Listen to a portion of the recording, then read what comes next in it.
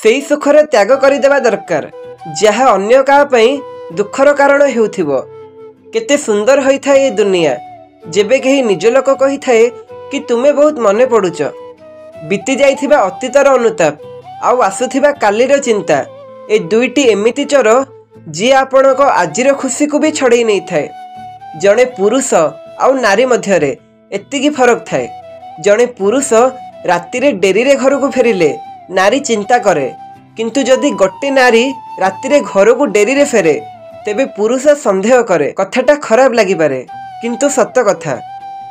जानिच ना मनीष केवल सेई मनीषर कथा को चुपचाप शुणी थाए जहाकू से हरैवाकू डरू थाए। जीवन रे बेले बेले एमिति हुए आमे जहाकू पाइबाकू पागल हेउ से आउ काहाकू खुशी करिवारे व्यस्त थाए। प्रेम करिबा आउ प्रेम हेई जिबा किछि बड़ कथा नुहे। संपर्क को जीवन सारा निभेइबा हेउछि बड़ कथा। ए प्रेम बा भल पाइबा भी अजब होई थाए। जहाकू पाइबी न थाउ ताकू हरैबार डर थाए। मु भी एमिति जण को भल पाउछि जहाकू भूलिबा संभव नुहे आउ पाइबा भाग्य नाही। जबरदस्ती काहार निजर हेबा अपेक्षा शांतिर सह दूरे जीवा बहुत भल। भल पाइबा देले भल पाइबा मिलिबो एहार किछि ग्यारंटी न थाए। धक्का तो सेठी भी मिली थाए जेउठारे भल पाइबा अधिक होई थाए। केते भल हुअंता ना जदि मोबाइल भली स्मृति मध्य किछि डिलीट करी हुअंता।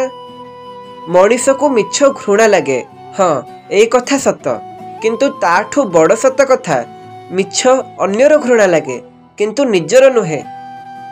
कष्ट लुह को नुहे आखि को होई थाए। लुह तो अबुझा खुशी भी बाहरी जाई थाए। आजिकालीर व्यवहार आउ संपर्क नोट परी होई जाइछि। डर लगी रहुछि काले नकली तो नुह। जीवनटा सेतेबेले बहुत सुंदर होई थाए जेतेबेले साथीटी स्वार्थपर होई न थाए। प्रेम सेइठी तिष्टि पारि थाए जेउठी हृदयरु आरंभ होई थाए, आवश्यकतार नुहे।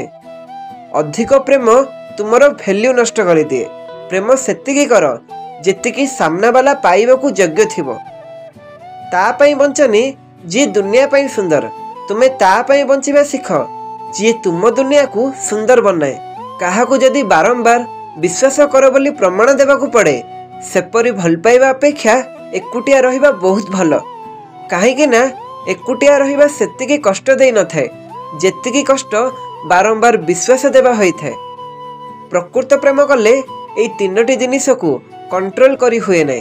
प्रथमटी ओठरे आसुथिबा हस को जेतेबेले तमे तांकू देख। द्वितीयटी आखिरे आसुथिबा लुह को जेतेबेले तमे तांकू मिस कर। तृतीयटी मनरे आसुथिबा ईर्ष्या को जेतेबेले तमे आउ का सहित तांको को देख।